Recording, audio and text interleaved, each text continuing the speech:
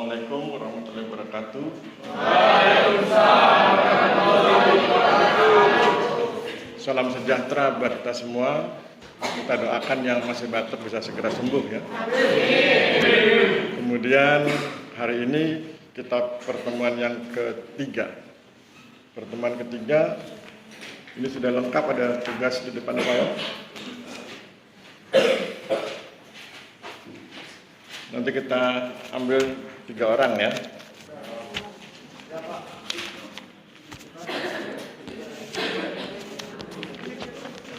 Bagi yang ingin berpartisipasi tapi belum sempat dipanggil ke depan bisa interupsi ya. Sehingga kemudian semua terlayani. Sebab kalau kita sistem tunjuk atau sistem lelang nanti yang nggak berani tampil nggak akan kebagian tampil. Padahal saya ingin supaya Anda semua punya kemampuan percaya diri. Anda harus pede bahwa Anda itu hebat gitu ya. Oke, kita mulai dari video pertama. Video pertama akan disampaikan oleh Ferry Irawan. Mana orangnya? Ayo, Ferry Irawan. Maju, Mas. Ya, pindah sini.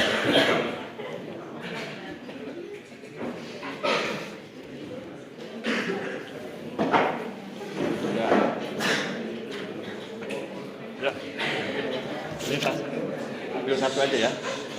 Ya, kita dengarkan Mas Ferry mau cerita tentang video 1. Nanti kita diskusikan. Kalau ada yang berbeda pendapat, nanti bisa komentar sesudah beliau bicara ya. Silakan Mas. Pada video pertama yang saya dengarkan bahwa video tersebut menjelaskan bahwa masyarakat di lereng Merapi dahulu terkena bencana erupsi pada tanggal 26 Oktober 2010 silam yang menyebabkan ekonomi menurun. Maka masyarakat memulai untuk menata kembali ekonominya, dan masyarakat Merapi pun memperjuangkan kehidupan dengan kerja cerdas dan kerja keras. Dari penjelasan dari yang saya pahami di situ bahwa video pertama berisi sila yang ketiga yang berisi persatuan, yang dimana pemerintah pun ikut serta membantu masyarakat dalam membangun kehidupan semula yang telah terkena bencana. Dan di sana juga pemerintah dan rakyat saling membantu untuk memulihkannya dengan cara membangun tempat wisata agar ekonomi tersebut kembali normal. Sudah. Oke. Saya tambah penjelasannya ya. Penjelasannya adalah buku itu judulnya adalah Ekoturism ya. Pasca konsolidasi tanah di lereng Merapi. Ya. Atau Ekoturism lereng Merapi pasca konsolidasi tanah. Jadi ada 2 kegiatan. Kegiatan pertama itu konsolidasi tanah. Kegiatan pertama itu konsolidasi tanah. Kemudian kegiatan kedua peningkatan kesejahteraan, yaitu dengan ekoturism. Dan konsolidasi tanah itu artinya bidang-bidang tanah itu ditata ulang. Kenapa harus ditata ulang? Karena akan dibuat jalan yang lurus ke atas untuk memudahkan evakuasi. Jadi lereng Merapi itu kan berbahaya karena suka meletus, maka kemudian dibuat konsep kawasan rawan bencana. Di daerah kawasan rawan bencana itu tidak boleh untuk tempat tinggal, tapi boleh untuk aktivitas kegiatan apapun. Ya. Nah, maka kemudian mereka dipindah ke hunian tetap, huntap, di lereng yang agak jauh dari lokasi bahaya. Kemudian di daerah rawan bencana disiapkan jalan agar TNI dan Polri bisa segera naik dan segera turun untuk evakuasi. Nah, untuk bisa menyediakan jalan itu dilakukan konsolidasi tanah. Jadi setiap pemilik tanah di wilayah itu menyumbangkan tanahnya, bidang tanahnya untuk dibuat jalan. Yang menyumbang bukan hanya yang di pinggir jalan, tapi seluruh pemilik bidang tanah. Sehingga kemudian masing-masing menyumbang, misalnya tadinya 100 meter jadi tinggal 90 meter, disumbang begitu, kemudian akhirnya bidang tanahnya ditata ulang. Nah, bagaimana detailnya? Nasihat saya nanti kalau Anda ingin mengetahui bagaimana teknik detail konsolidasi tanah, bisa baca bukunya, bisa googling, atau bisa masuk ke diploma 4. Diploma 4 ada mata kuliah konsolidasi tanah. Jadi nanti ada diajarkan bagaimana menata ulang bidang-bidang tanah agar menjadi lebih bisa menyediakan fasilitas umum ya. Itu konsolidasi tanah. Yang kedua, ekoturism. Mereka sudah aman. Mereka bisa menggantungkan pendapatan dari pertanian, tapi pendapatan dari pertanian tidak cukup. Anda ketahui, pendapatan dari pertanian itu rata-rata sekitar 500.000 per bulan. Padahal kebutuhan keluarga kecil, orang tua, ibu bapak plus 2 anak, itu kebutuhannya 2 juta per bulan. Sehingga kemudian butuh pendapatan yang lain, berdagang dan lain sebagainya. Maka kemudian muncul konsep ekoturism. Ya. Nah, kemudian pertanyaannya, apa keterlibatan STPN? STPN terlibat dalam rangka pemberkasan. Jadi ketika bikin berkas untuk konsolidasi tanah itu, untuk bikin sertifikatnya, itu melibatkan 12 orang mahasiswa STPN. Itu keterlibatannya, itu faktanya, itu fenomenanya. Nah, sekarang kita tanya kepada beliau, fakta seperti itu akan dibedah dengan value yang mana gitu ya? Dengan value yang mana? Fakta seperti itu akan dibedah dengan value yang mana? Value Pancasila ya, value itu nilai. Fakta konsolidasi tanah dengan ekoturism itu akan dibedah dengan value yang mana? Yang kelima, yang keadilan. Enggak jadi yang 3. Tadi kau bilang 3 deh. 3. 3 atau 5? Hati-hati kalau milih pacar, milih istri jangan ganti-ganti. Hari ini besok ini. Ayo, 3 atau 5? Sama-sama cantiknya tuh, 3 cantik, 5 juga cantik. Belum? Bisa? Pilih mana? 3 atau 5? 3. Oke, 3. Sekarang kalau gitu 3 itu elemennya apa aja? Elemennya Kalau wanita cantik kan ada kriteria cantik karena bla bla bla, kemudian dan sebagainya gitu ya. Nah, kebangsaan juga gitu, ada kriterianya kebangsaan itu apa gitu. bersama, Pak. Bersama siapa? Persatuan Persatuan dengan siapa? dengan rakyat. Sudah pernah dengar ceritanya Mario Teguh tentang suami istri yang berantem itu loh? Belum. Lebih baik bertengkar berdua daripada damai sendirian. Orang jomblo itu kan damai tapi kan sendirian ya. Kalau ada pasangan tuh kadang-kadang berantem, tapi lebih baik bertengkar berdua daripada damai sendirian. Salah elemennya dilengkapi, kebangsaannya itu dilengkapi elemennya. Ada yang bisa bantu? Silakan angkat tangan. Elemen kebangsaan itu mau kita bedah. Jadi kita bedah elemen dulu, baru kemudian nanti kita tabrakkan dengan fenomenanya. Itu cara membuat argumentasi ya. Nanti kalau ujian gitu, bedah elemen baru kita tabrakkan dengan fenomenanya. Nanti kan di soal sedang fenomenanya ini, silakan dibedah dengan nilai Pancasila. Silakan pilih nilainya, kemudian bedah elemennya, kemudian benturkan dengan fenomenanya. Sekarang ada yang bisa bantu. Kebangsaan itu elemennya apa saja? Angkat tangan, kemudian nanti saya izinkan bicara. Masa nggak ada yang bisa? Selain Komkes ada wakil Komkes nggak? Wakil Komkes. Ayo. Selain kan ada Komkes, wakil Komkes, bendahara, keamanan konsumsi. Ada konsumsi nggak ada? Nggak ada, Pak. Wah. Oke, wakil Komkes ngomong aja salah nggak apa-apa. Elemen kebangsaan apa ada? Minimal 3 lah biar dia mudah untuk bantu dia.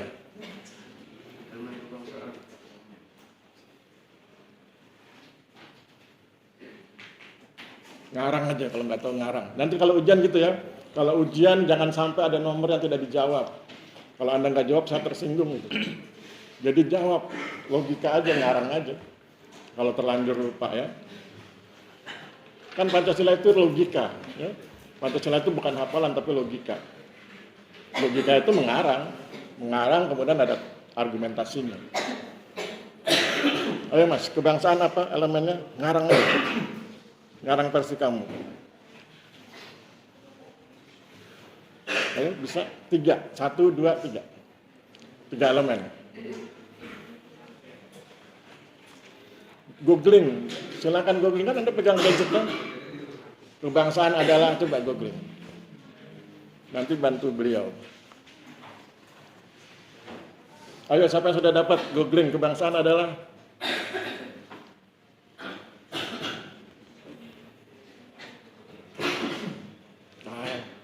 Wakil sekretaris mana sekretaris?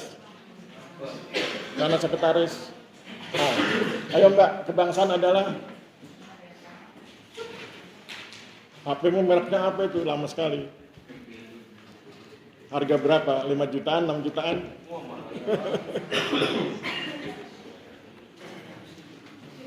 Abu sekretaris ada bendahara ya? Ada bendahara ya?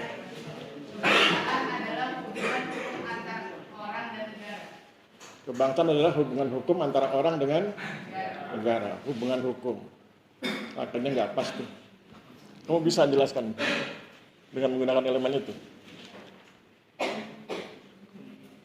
Oke, saya bantu aja biar cepet ya. Kalau Anda bicara kebangsaan unsurnya 3. Kayaknya udah pernah saya sampaikan di kelas ini tuh. Apa? Pertama syukur dulu. Syukur, cinta, kontribusi. Jelaskan. Fenomena itu tabrak dengan syukur, dengan cinta, dengan kontribusi. Diingatkan nanti kalau hujan keluar, masa Anda lupa itu?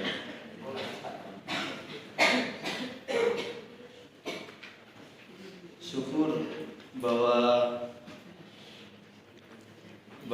mereka atau masyarakat dahulu masih ingin tinggal sekitar situ, Pak. Syukur mereka masih ingin tinggal. Kalau cuma tinggal bisa kena Merapi ya. Bersyukur bahwa mereka menjadi warga negara, menjadi warga di lokasi yang pemerintah membuat program konsolidasi tanah. Sehingga mereka bisa menggarap tanahnya dengan baik, dan begitu ada keadaan darurat, mobil TNI segera naik dan segera turun. Bersyukur. Karena rasa syukur itu kemudian mereka cinta. Cinta itu sikap, belum bertindak ya. Cinta itu memberi sikap. Nah, kalau Anda punya kekasih, kalau Anda bilang Anda cinta itu memberi, bukan menerima. Jadi kalau mencintai seseorang itu memberi, bukan menerima. Kalau dua pasangan ini saling memberi, itu nggak akan pernah bertengkar. Tapi kalau masing-masing pengen menerima, itu bertengkar. Saya sudah 28 tahun ya nikah sama istri, rahasianya itu. Kenapa bisa rukun? Karena saya ingin memberi dia ingin memberi saya. Kita berlomba-lomba, fastabiqul khairat kan, memberi. Nah, cinta itu begitu.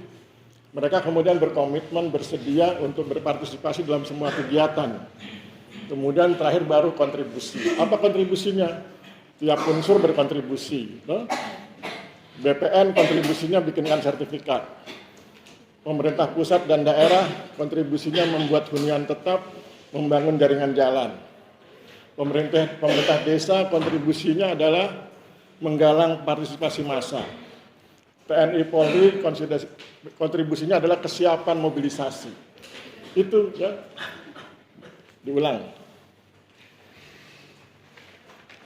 Elemennya, fenomenanya tabrakan. Syukur atas tanah yang ya. Syukur atas tempat yang mereka tinggali di saat terkena bencana. Pemerintah ikut membantu dalam berpartisipasi dalam membangun ini. Terus mobil polisi TNI naik turun untuk itu. Terus cinta yang dimaksud itu cinta dalam. Oke, aplaus buat Ferry. Ya, silakan duduk. Oke ya, aplaus ya. Yang penting pede. Jadi yang penting pede dulu, percaya diri. Ini kan baru tampilan, Anda baru 3 kali ketemu saya kan? Makanya saya selalu bilang, ayo masuk D4. Kalau Anda masuk D4, Anda 4 tahun ketemu saya. Kalau 4 tahun begini tuh sama lama kan sukses itu. Coba lihat senior-senior yang semester 5 itu. Wah, kalau ngomong udah suka-suka mereka, sudah nggak grogi lagi ya. Anda kan baru 3 kali ketemu saya, jadi wajar. Sekarang kita lihat tengah. Video kedua. Wah, namanya kayak nama idola saya, Rosa. Mana Rosa? Oh ya.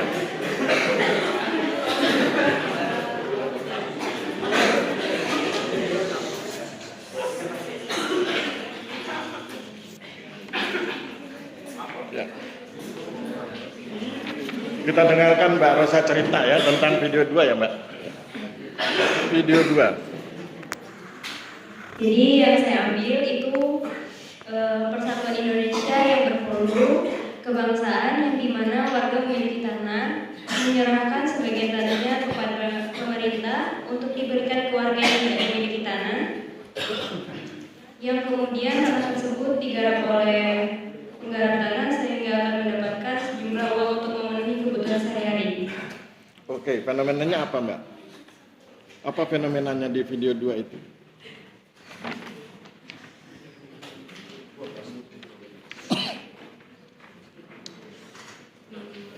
Judul video 2-nya apa? Ngandakan kontemporer kan? Iya. Ya. Bisa jelaskan fenomena di video 2 apa?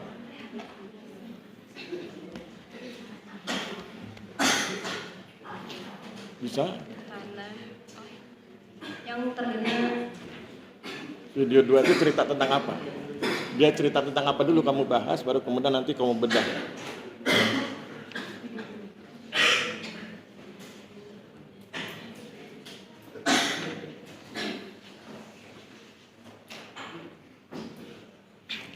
Bisa? Ada yang bisa bantu? Angkat tangan kemudian saya kasih kesempatan bicara. Nggak ada? Sekretaris sudah. Bendahara mana bendahara? Bendahara kelas mana?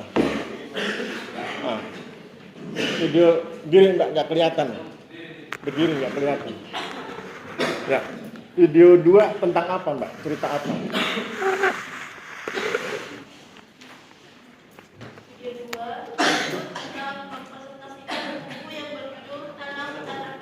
Salah. Video 2 Ngandagan.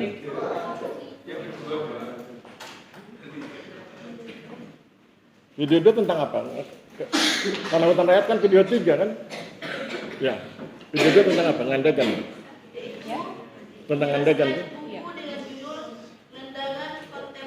Ngandagan bacanya Mbak. Ngandagan di AN.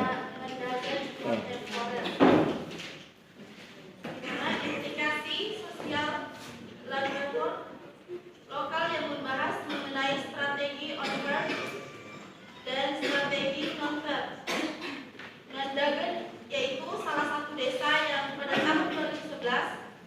Mengenai dimensi terpihak masyarakat Ngandagan dan memiliki mekanisme unik dalam pengelolaan tanah yang diwariskan oleh leluhur sejak tahun 1944. 47. Saya penulisnya soalnya, jangan salah. Saya penulis, jadi 147 itu. Terus apa lagi? Di mana lahan reform Ngandagan lahan yang didirikan oleh adanya kuliah, yaitu orang yang memiliki tanah 1 kuli 300 ubin 14 meter. Wah, kayaknya kacau. Ya duduk. Duduk dulu. Ya, saya cerita ya, sini. Jadi, Ngandagan kontemporer itu cerita tentang land reform lokal. Jadi kalau Anda nanti masuk Unpad, Anda akan belajar tentang land reform. Di land reform itu kalau level nasional baru muncul tahun 1960. Land reform versi nasional muncul tahun 1960. Tetapi land reform versi lokal muncul tahun 1947. tahun 47. Jadi 2 tahun sesudah merdeka muncul land reform lokal, land reform versi masyarakat desa, bukan versi nasional ya. Kalau versi nasional itu kalau ada pemilik tanah luas, tanahnya dibeli oleh negara, kemudian oleh negara diserahkan kepada petani yang tidak punya tanah, yang diserahkan hak miliknya. Kalau land reform lokal itu, kalau ada orang punya tanah luas, maka sebagian tanahnya diminta hak garapnya, bukan hak miliknya. Hak miliknya tetap punya dia, hak garap, hak untuk mengerjakan, itu diminta oleh desa sebagian, kemudian oleh desa diserahkan kepada mereka yang tidak punya tanah, terutama tanah sawah. Ya. Jadi kalau ada keluarga punya tanah 360 ubin, kemudian diminta 90 ubin, hak garapnya kepada desa, kemudian oleh pemerintah desa yang 90 ubin itu dibagi 2, 45 diserahkan tiap 45 ke keluarga yang tidak punya tanah. Kegiatan itu berhasil membantu 120 kepala keluarga yang tidak punya tanah. Sehingga kemudian tidak terjadi konflik antara pemilik tanah luas dengan yang tidak punya tanah. Semua bisa mendapatkan penghasilan meskipun tidak terlalu besar tapi bisa mendapatkan penghasilan. Nah kemudian apa konsekuensinya? Mereka yang mendapat hak garap punya kewajiban jaga malam, kemudian memperbaiki jalan dan memperbaiki parit irigasi itu. Sedangkan yang menyerahkan tanah nggak punya kewajiban itu. Itu namanya kerigan. Kerigan itu kerja bakti. Tetapi karena masyarakat desa itu rukun, meskipun tidak diwajibkan ketika kerja bakti, pemilik tanah itu datang bahkan kemudian bawa makanan, bawa minuman, makan bareng-bareng dengan orang yang mengerjakan. Jadi itu suasana desa seperti itu, dan itu sampai berlaku sampai hari ini. Jadi saya itu, orang tua saya lahir di Purworejo, di desa Pituru. Desa Pituru dekat desa Ngandagan itu cuma 3 desa, selisih 2 desa. Dan buku itu hasil penelitian saya tahun 2011. Ya, jadi saya paham betul dengan kondisi wilayah itu. Nah sekarang itu fenomenanya, saya minta beliau, Mbak Rosa, untuk membedah dengan value yang mana dari Pancasila. Jangan gunakan kebangsaan karena sudah dipakai oleh orang pertama tadi ya. Silakan Mbak Rosa.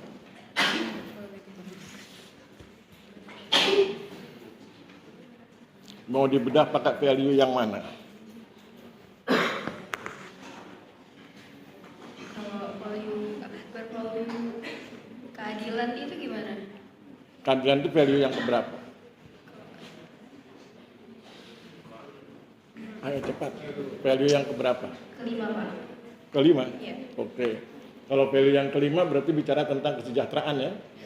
Oke, silakan.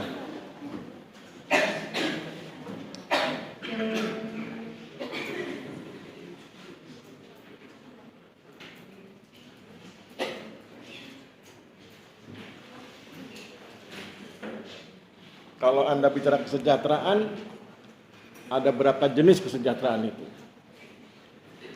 Kenaikan ekonomi. Ya, Kenaikan ekonomi. kenaikan ekonomi terus? Perbaikan hidup. Terus? Kamu googling di mana itu? Dan jawaban saya, Pak. Oh, jawaban bukan googling, oke? Jawaban saya. Nanti kalau Anda pengen tahu, Anda buka Injurity Jurnal ya. Di situ saya nulis tentang kesejahteraan masyarakat. Kesejahteraan itu ada 4 jenisnya. Kesejahteraan ekonomi, kesejahteraan sosial, kesejahteraan budaya. Satu lagi malah saya lupa itu. Ada 4. Kesejahteraan psikologis. Jadi kesejahteraan masyarakat. Nanti buka di Injurity Jurnal ya. Itu saya tulis di jurnal internasional. Nanti Anda baca. Nanti kalau Anda gagal di saya, nanti saya kasih alat itunya, linknya. Jadi kesejahteraan masyarakat itu 4. Kesejahteraan ekonomi, kesejahteraan sosial, kesejahteraan psikologis, dan kesejahteraan budaya. Nah berarti beliau akan bedah itu. Silakan Mbak Rosa. Yang mana yang ekonomi, yang mana yang sosial, yang mana yang psikologis, yang mana yang budaya. Sosial tuh kayak apa namanya? Interaksi antar orang, antar personal. Seperti bentuk orang gitu ya, Pak? Ya, interaksi. Kalau ekonomi ada di situ. Nggak ada di teksnya, kamu ngarang aja. Ngomong aja hadapi audiens. Kalau inovasi itu kayak gotong royong sama Karena ada fenomena tadi itu, ada fenomena land reform lokal. Kalau lewat sorotan kesejahteraan ekonomi, mana yang kesejahteraan ekonomi? Saya bantu. Kesejahteraan ekonomi nampak ketika mereka berhasil mendapatkan penghasilan. Karena sebelumnya mereka kan nggak punya penghasilan, nggak punya tanah. Terus dapat tanah 45 ubin. Satu ubin itu 14 meter persegi. Tinggal dikalikan 45 kan lumayan itu. Sekitar 2 jutaan itu nanti dapatnya panennya. Ya, jadi itu berarti dia dapat penghasilan. Itu ekonomi. Terus kalau yang sosial, kesejahteraan sosial apa? Wujudnya ya di dalam konteks ngandagan kontemporer. Kesejahteraan sosial itu artinya hubungan yang baik antar elemen di masyarakat. Anda lihat ada hubungan yang baik antara pemilik tanah luas dengan mereka yang tidak bertanah. Orang bilang petani gurem itu. Itu punya hubungan yang baik. Yang tidak punya tanah diberi sebagian tanahnya 45 ubin. Kemudian mereka jaga malam, mereka perbaiki jalan, mereka perbaiki parit. Sebetulnya ini nggak wajib yang pemilik, tapi kemudian mereka kerja bareng-bareng. Ada hubungan yang harmoni dalam konteks sosial. Kemudian kesejahteraan psikologisnya apa?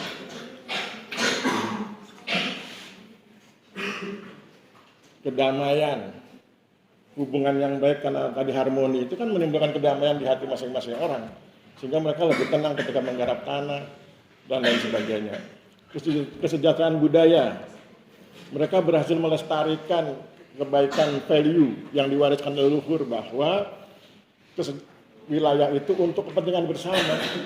Pertanian, potensi wilayah itu untuk kepentingan bersama. Jadi ada ekonomi, sosial, psikologis, dan budaya. Oke, aplaus buat Mbak Rosa. Terima kasih.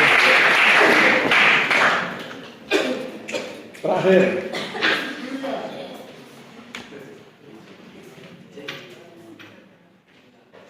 Yang namanya Muhammad pasti banyak di sini ya. Berapa orang yang Muhammad? Oh, satu. Oh, 2. Oke. Kalau yang Muhammad Ihsan yang mana? Ihsan atau apanya? Insan atau Ihsan? Nasmi mana Nasmi? Nasmi Muhammad. Oh, mana orangnya?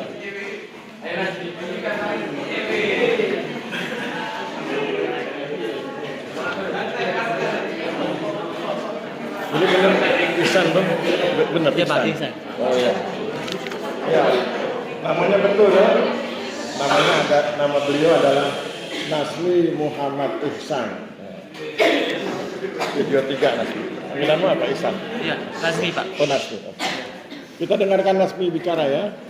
Video 3. Video 3 itu tanah hutan rakyat ya. Iya Pak. Oke. Di video 3 bervalue di mengandung nilai Pancasila sila kedua berbunyi kemanusiaan adil dan beradab, bervalue kemanusiaan karena pada video tersebut masyarakat sedang bahu-membahu memperbaiki kantor kali gendong. Selain itu kepala desa berhasil dalam menggendong program perhutanan untuk menggerakkan masyarakat desa dan juga memperbaiki jalan untuk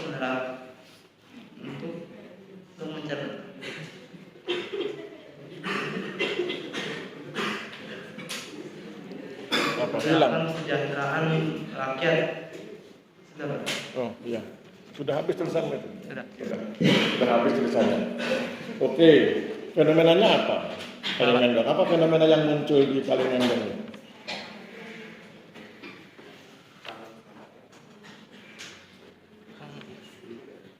Fenomenanya dulu. Fenomenanya ini, value-nya ini, kemudian elemennya ini benturkan.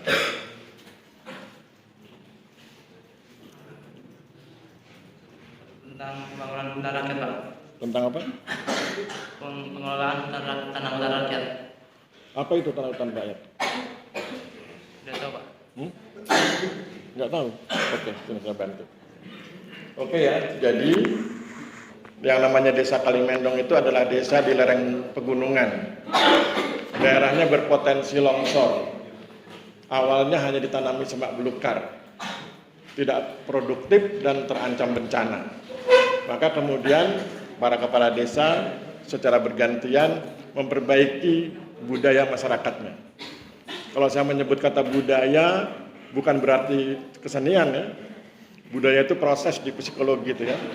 Pemikiran, sikap, tindakan, perilaku, budaya. Pemikiran itu ada di belakang, back mind, kemudian bersikap, berdasarkan pikirannya dia bersikap, setuju, tidak setuju, oke, tidak oke. Sesudah itu dia bertindak. Pemikiran, sikap, tindakan. Kalau tindakan itu diulang-ulang disebut perilaku. Kalau perilaku itu dikerjakan secara massal, masif di wilayah tertentu disebut budaya. Ya, itu. Nah, maka kemudian para kepala desa memperbaiki budaya masyarakat. Awalnya masyarakat tidak menghargai lingkungan, sehingga kemudian punya potensi longsor. Awalnya masyarakat tidak menghargai potensi wilayah untuk bisa menghasilkan pendapatan tertentu, sehingga hanya ditumbuhi semak belukar. Maka kemudian pelan-pelan dikasih pengarahan, dikasih bimbingan, dibantu oleh kepala desa. Daerah yang berlereng itu ditanami hutan, jadi dijadikan hutan. Tanahnya tanah masyarakat, maka disebut hutan rakyat ya. Tanahnya itu dijadikan hutan. Hutan apa? Hutan yang produktif, yaitu albasia. Jadi ditanami albasia yang setiap 8 tahun bisa dipanen dengan nilai yang cukup ekonomis, cukup besar. Kemudian bagaimana menunggu 8 tahun? Disiapkan di sela-sela albasia itu ditanami salak. Pohon salak itu kan bisa dipanen setiap saat. Kemudian bagaimana kalau tiba-tiba mereka butuh biaya untuk kuliah dan lain sebagainya. Disediakan namanya kredit tunda tebang. Jadi dia ambil kredit, nanti dibayar ketika pohonnya sudah ditebang. Itu namanya kredit tunda tebang. Itu fenomenanya. Nah sekarang beliau akan bedah dengan value yang mana. Fenomenanya itu mau dibedah dengan value yang mana. Jangan gunakan value keadilan sosial, jangan gunakan value kebangsaan karena sudah dipakai oleh yang 2 orang tadi.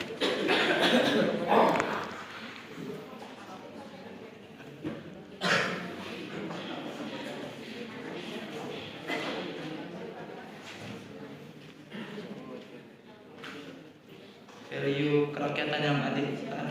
Oh, ya. Oke. Silakan di bedah elemen. Kerakyatan itu elemennya apa aja? Minimal 3 lah. Apa elemennya kerakyatan?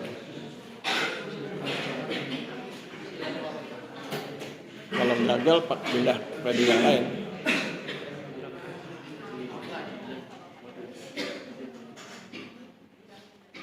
Bisa? Elemen kerakyatan atau adil bisa? Nggak bisa. Pindah ke yang lain. Value kemanusiaan. Kemanusiaan sudah kita bahas kemarin kalau nggak salah, pertemuan kedua. Ya. Bisa kemanusiaan? Oke ya, kita bedah dengan value kemanusiaan. Elemennya cuma 2, adil dan beradab. Adil itu proporsional, ada adil kontributif, ada adil distributif.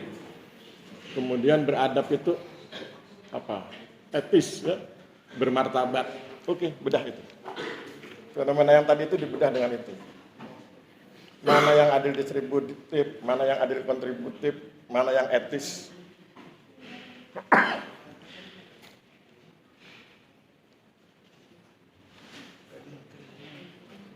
Bisa? Nggak bisa? Belum. Oke, beliau minta bantuan.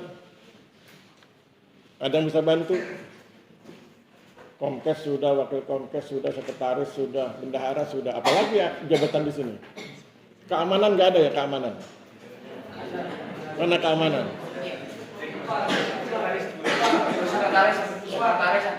Oh, sekretaris 2 mana sekretaris 2? Ya, diri mas. Diri biar kelihatan. Ya. Bantu beliau. Bantu bedah. Atau kamu ke depan aja biar lebih enak. Bendahara juga di 2, Pak. Oh ya, siap. Ada mic-nya. Kau pegang aja. Saya yang jelaskan, dia kau nggak usah tanya dia. Kau menghadap audiens, Jadi kamu harus membedah dengan value kemanusiaan, fenomena yang tadi saya bilang itu ya, tentang tanah hutan rakyat. Silakan.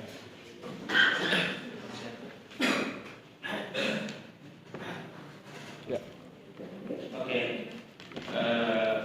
Untuk value kemanusiaan, menurut saya di situ kepala desa memikirkan masyarakatnya yang menderita,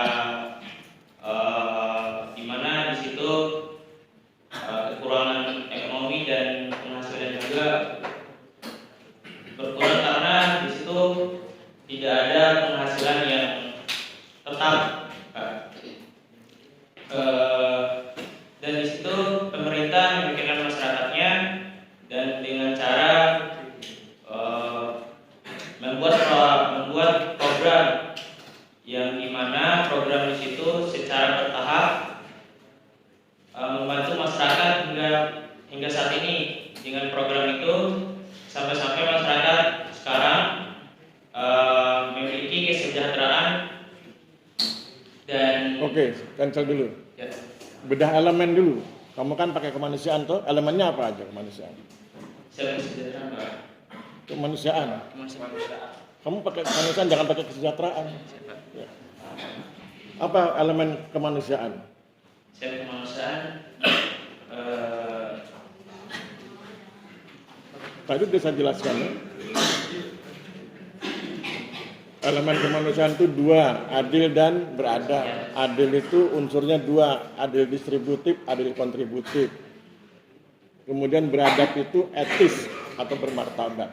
Nah, sekarang kamu tunjukkan di mana di fenomena Kalimendong itu, di fenomena Kalimendong mana yang adil distributif, mana yang adil kontributif, mana yang bermartabat. mungkin untuk yang bertahap. Gimana tuh Pak yang terakhir? Jangan terakhir, diurut dari depan. Bagian mana dari fenomena Kalimendong itu yang menunjukkan keadilan distributif? Bagian mana dari fenomena Kalimendong yang menunjukkan keadilan distributif? Keadilan distributif itu tiap orang mendapatkan sesuatu yang mendasar, yang dibutuhkan. Itu sama rata sama rasa konsepnya. Nanti kalau keadilan kontributif, setiap orang mendapatkan sesuai dengan kontribusinya, itu beda. Oke, mana yang adil distributif di fenomena Kalimendong? Kalau untuk keadilan distributif, masyarakat semua mendapatkan hasil yang dimana program yang dibuat sama pemerintah desa, Pak. Bukan begitu cara menyerangkannya. Pada awalnya tanah itu kan tidak produktif, maka kemudian seluruh masyarakat digerakkan agar tanah itu menjadi produktif, sehingga semua orang punya instrumen pendapatan itu, punya alat produksi. Ketika tanah berperan sebagai alat produksi, itu adil distributif. Kemudian adil kontributifnya apa? Adil kontributifnya itu ketika setiap orang bekerja sesuai dengan kemampuannya. Ada yang kerja sekian jam, ada yang sekian jam. Ada yang mampu tanam pohon salak sekian batang, ada yang mampu tanam pohon albasnya sekian batang. Itu kan berbeda tiap orang. Di luasan yang sama bisa berbeda kemampuan. Sehingga nanti kemudian mereka ketika panen sesuai dengan kontribusinya. Ada yang panennya banyak karena dia banyak tanam, ada yang panennya sedikit karena nanamnya sedikit. Itu adil kontributif. Terus yang mana yang bermartabat? Beradab, etis, bermartabat. Ya. Apa? Ya mungkin kalau untuk yang bermartabat mungkin untuk di perangkat desanya, Pak, karena ada. Kenapa perangkat desa? Masyarakat juga bermartabat, Pak. Mungkin untuk yang pertama itu perangkat desanya, Pak, karena ada usulan. Kamu yakin sekali perangkat desa? Bermartabat itu buat semua. Apa maksudnya bermartabat? Harga dirinya sebagai manusia terpenuhi. Bermartabat karena punya penghasilan. Orang itu menjadi kurang bermartabat kan kalau tidak berpenghasilan. Kan konsepnya itu kalau orang diberi itu seringkali dianggap lebih rendah daripada yang memberi. Nah, sekarang semuanya punya kemampuan memenuhi kebutuhan, maka kemudian tidak ada lagi yang diberi. Nanti kalau Anda main ke Kalimendong tidak ada keluarga miskin di sana. karena semuanya sudah bisa memenuhi kebutuhan hidupnya. Itu bermartabat, Mas. Ya. Oke, aplaus buat siapa namamu? Muhammad Hidayat. Muhammad Hidayat. Oh, Muhammad juga. Oke, aplaus buat Muhammad Hidayat. Thank you. Ya. Ya. Kamu juga. Ya, terima kasih, Ihsan. Ya. Oke, gitu ya. Nanti di pertemuan berikut begitu caranya. Anda lihat elemennya, kemudian bedah. Ya. Sekarang kita masuk materi hari ini. Sampai jam berapa kita kuliah? Podcast? Sampai jam 2.40. Wah, lama sekali. Ya. 20 menit aja ya. Nah, supaya Anda bisa ke kantin kan? Sekarang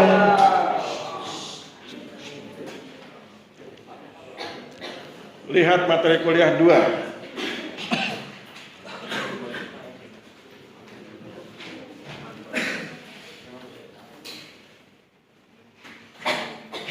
Lihat materi kuliah 2. Judul kuliah kita hari ini adalah Sejarah Perjuangan Bangsa bagian yang kedua. Saya tidak akan bacakan seluruhnya. Nanti kalau baca Anda baca sendiri aja. Saya akan ambil poin-poin pentingnya.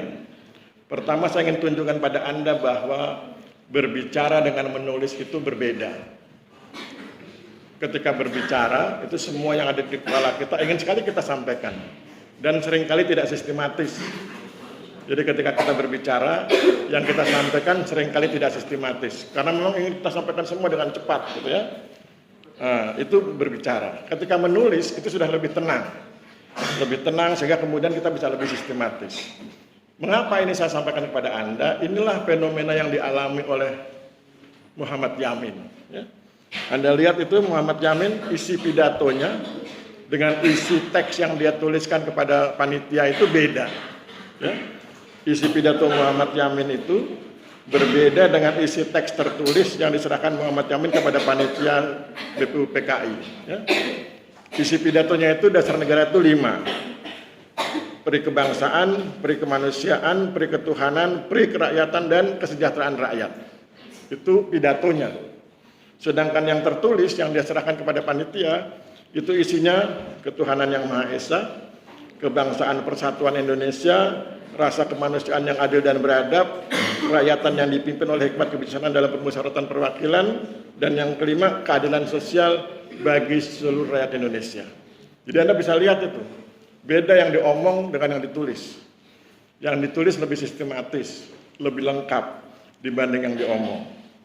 Nah, kemudian apa gunanya ini untuk konstitusi, untuk Undang-Undang Dasar 1945? Yang disampaikan Muhammad Yamin itu adalah bahan baku untuk dasar negara. Anda lihat ketuhanan yang Maha Esa kemudian masuk ke Pancasila versi Undang-Undang Dasar. Kemudian kemanusiaan yang adil dan beradab masuk.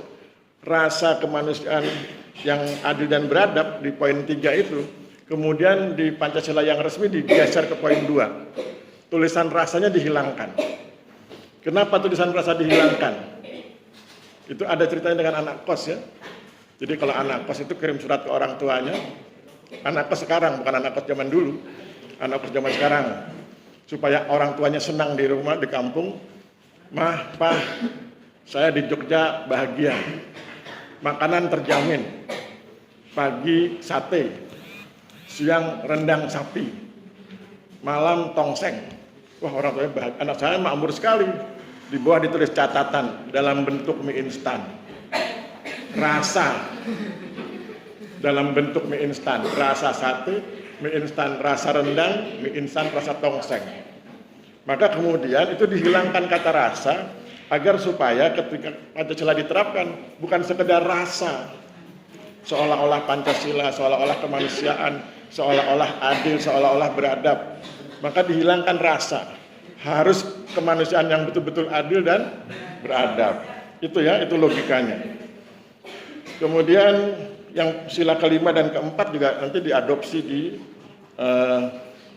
Pancasila yang resmi. Nah, bandingkan dengan Pancasila versi Soekarno. Pancasila versi Soekarno, kebangsaan Indonesia, internasionalisme atau perikemanusiaan, mufakat atau demokrasi, kesejahteraan sosial, dan yang kelima ketuhanan yang Maha Esa. berbeda jauh dengan yang resmi. Tapi kita hormati beliau karena beliau kan semangat untuk mendukung Indonesia merdeka, dan nanti kan beliau yang proklamator. Proklamator itu artinya orang yang ngomong, orang yang memproklamasikan, bukan yang memerdekakan ya. Kalau ditanya siapa yang memerdekakan Indonesia, bukan Soekarno. Yang memerdekakan Indonesia adalah seluruh pejuang, sejak dari mulai perang kemerdekaan sampai merdeka. Soekarno itu hanya menyampaikan, mengumumkan, ini loh Indonesia merdeka ya. Jadi proklamator itu bukan memerdekakan, tapi memproklamasikan. Jadi nanti kalau ujian begitu ya, ada bedanya itu, memerdekakan dengan memproklamasikan. Kemudian kalau Anda perhatikan, lihat pidatonya Muhammad Yamin, kemudian lihat pidatonya Soekarno, itu dua-duanya itu sangat nasionalis. Meskipun nanti nampak bahwa Muhammad Yamin lebih religius daripada Soekarno, tapi dua-duanya sangat nasionalis. Maka kemudian Anda lihat, sila pertamanya Muhammad Yamin kebangsaan, sila pertamanya Soekarno juga kebangsaan.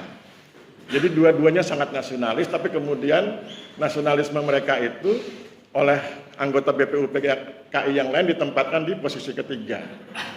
Karena nasionalisme itu bagus kalau berkemanusiaan. Kemanusiaan itu bagus kalau berbasis ketuhanan. Ya, itu logika ilmiahnya. Kemudian nanti Anda baca yang bagian-bagian lain ya. Dan kemudian kalau ada orang bilang, bagaimana dengan Piagam Jakarta? Piagam Jakarta itu bagian dari proses pengambilan keputusan. Belum hasil, nanti hasilnya itu yang ada di konstitusi. Kemudian kenapa ada kata Islam di situ? Ya karena ketika sidang, itu usulan yang muncul ya. Panitia 9 itu kalau nggak salah 1 orang non muslim, yang 8 orang muslim. Jadi ketika voting yang 8 orang kan ngomong ya. Jadi kemudian muncul kata Islam. Tapi kemudian Muhammad Hatta bilang disingkat saja lebih bagus, ketuhanan yang Maha Esa. Nah, maka kemudian di konstitusi munculnya adalah ketuhanan yang Maha Esa. Jadi itu proses. Kemudian mengenai keterkaitan sila-sila nanti Anda paham ya. Yang sila 1 itu menjiwai sila 2, 3, 4, 5 dan seterusnya. Kemudian bagaimana Pancasila itu berubah. Tadinya Konstitusi Republik Indonesia, Undang-Undang Dasar Republik Indonesia. Kemudian Indonesianya berubah menjadi RIS, Republik Indonesia Serikat. Maka kemudian konstitusinya kan berubah juga jadi konstitusi RIS. Kalau konstitusi RIS-nya berubah, kalau konstitusinya berubah, Pancasila di dalamnya kan juga berubah. Ada Pancasila versi RIS. Ya. Kemudian dari RIS berubah menjadi apa? Undang-Undang Dasar sementara, maka konstitusinya berubah juga.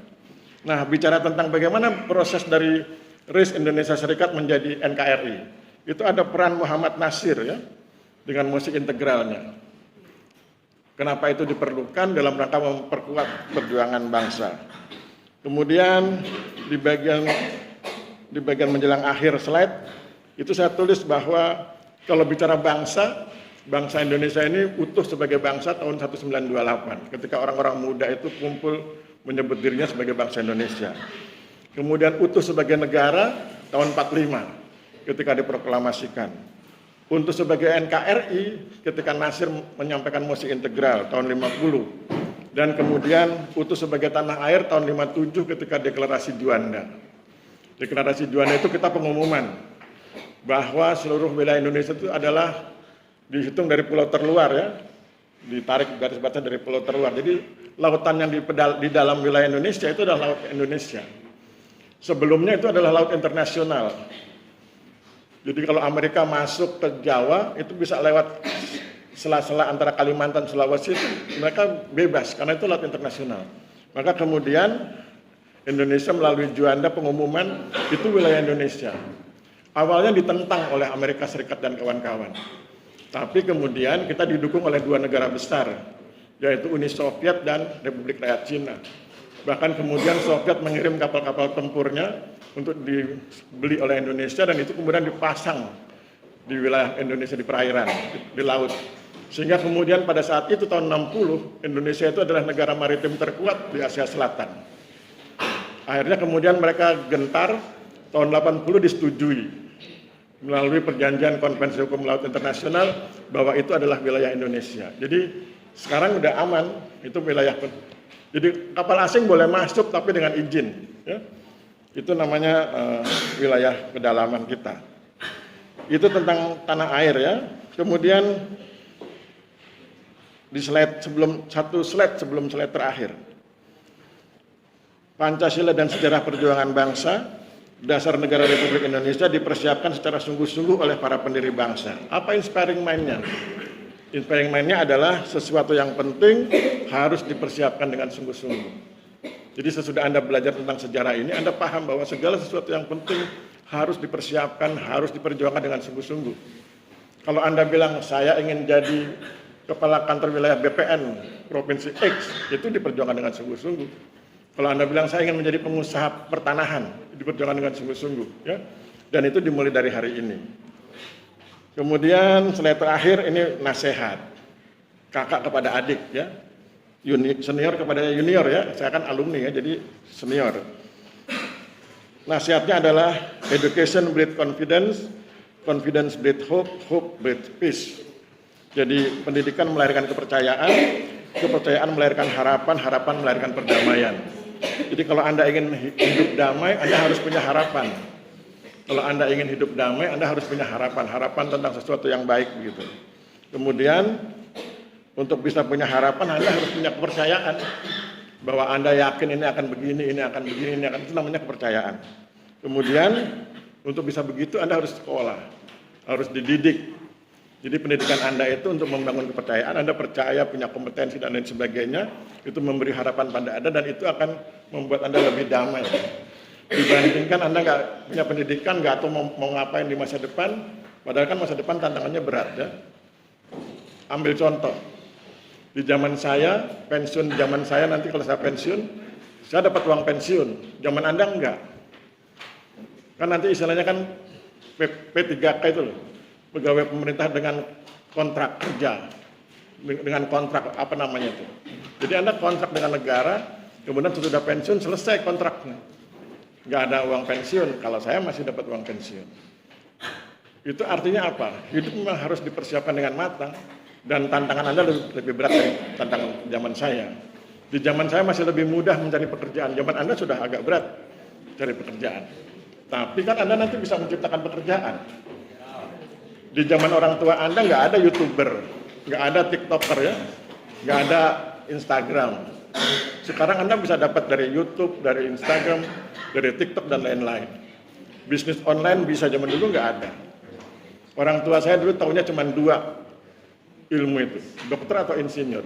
Dia nggak tahu ada sosiolog, ya, gitu. Dan bicara tentang YouTuber juga begitu. Saya sering dengar lagu-lagunya. Siapa di antara Anda yang suka nyetel lagunya Dimas Senopati? YouTuber. Dimas Senopati itu spesialis lagu-lagu rock klasik, rock tahun 80-90, Guns N' Roses dan lain sebagainya itu. Itu subscribernya sudah 1 juta. Pendapatan per bulan itu sekitar 500 juta. Jadi itu, hidup itu begitu. Jadi jangan gunakan gaya berpikir klasik, bahwa harus jadi ini, harus jadi ini. Jadi apa saja yang penting Tuhan izinkan. Nanti lihat syariat agama Anda, sepanjang Tuhan mengizinkan dengan profesi itu, maju. Kalau Tuhan bilang jangan, itu haram, jangan. Tapi kalau itu diizinkan Tuhan, maju. Itu profesi, boleh jadi itu profesi baru gitu ya. Jadi masa depan Anda memang berat, tapi kalau Anda punya persiapan matang, insya Allah sukses. Mudah-mudahan begitu ya. Terima kasih. Ada pertanyaan sebelum saya tutup? Nggak ada? Sudah pengen ke kantin? Oke. Terima kasih. Saya akhiri. Wabillahi taufiq wal hidayah. Wassalamualaikum warahmatullahi wabarakatuh.